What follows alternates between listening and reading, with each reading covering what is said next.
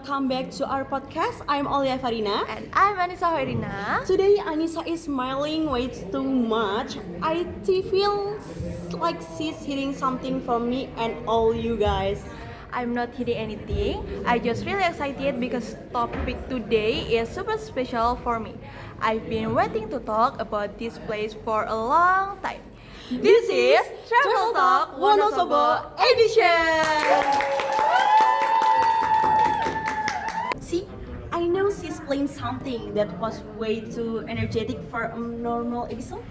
Of course, it's my hometown we are talking about, and I have so many story and recommendation. And don't worry, I won't break too much maybe. That's maybe sound dangerous. That last time we'll talk about food, I was hungry for 2 days after recording.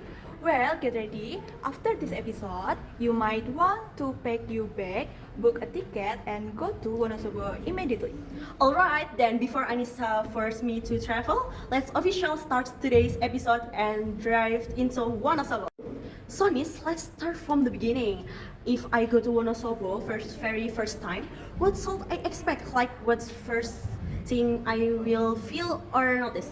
Okay, you will feel the cold air first, for sure. Wonosobo is famous for its cool weather and beautiful mountains. When you arrive, the air feels fresh and a bit misty sometimes, and very different from big city. Wow, I love cool weather. It feels calm and comfortable, like you're on a little escape from really. Maybe I will need to wear a thick jacket there or the least a warm hoodie. Yes, you really should. And sometimes the temperature can be very cold, especially early in the morning or at night, and even more in the Dieng area. If you are not used to it, you might be surprised. So it's the type of place where you walk outside and you can actually see you breathe in the air. Exactly, and that's what makes it nice. The cold weather, the fog, and the mountains around you make the atmosphere feel peaceful and cozy. It's perfect for people who want to relax and enjoy nature. Okay, now I'm serious. I know Wonosobo has many beautiful places, but I don't really know the details. Can you tell me some of the most visited spots? Of course, the most famous one is definitely is Dieng Plateau. It's a highline area with amazing scenery.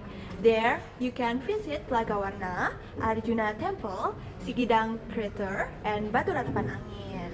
I've seen pictures of Telaga Warna on social media. The lake's so colorful and magical, almost like something from a fantasy movie.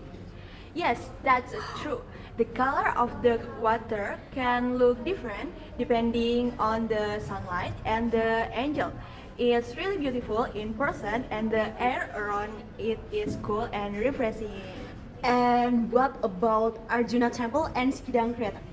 Okay, Arjuna Temple is a group of ancient temples with a strong historical and cultural value. It's a nice place to walk around and take photo. Skidang Crater is a volcanic crater where you can see smoke and bubbling mud. It smells a bit like sulfur, but it's very unique and interesting. That sounds like a full day trip already. It can be.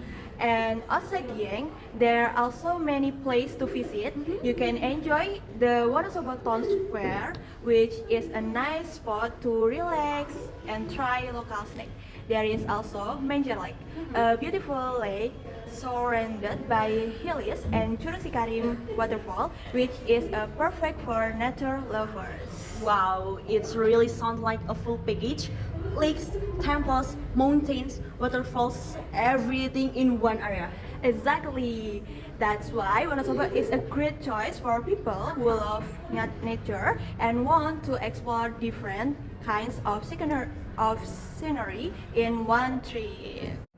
Now, I want to know about the culture. Does Wonosobo have any special tradition that are unique or different from other regions. Yes, it does. One of the most famous tradition is Ruatan Rambut Gimbal. It's a special ceremony for children who have natural dreadlocks. People believe their hair is special and needs a ritual before it's cut. That sounds really interesting and meaningful. So it's not just a haircut, it has a culture and spiritual meaning. Exactly, the Wow. ceremony usually involves traditional rituals, offering and prayers. It's a big event for the family and the community.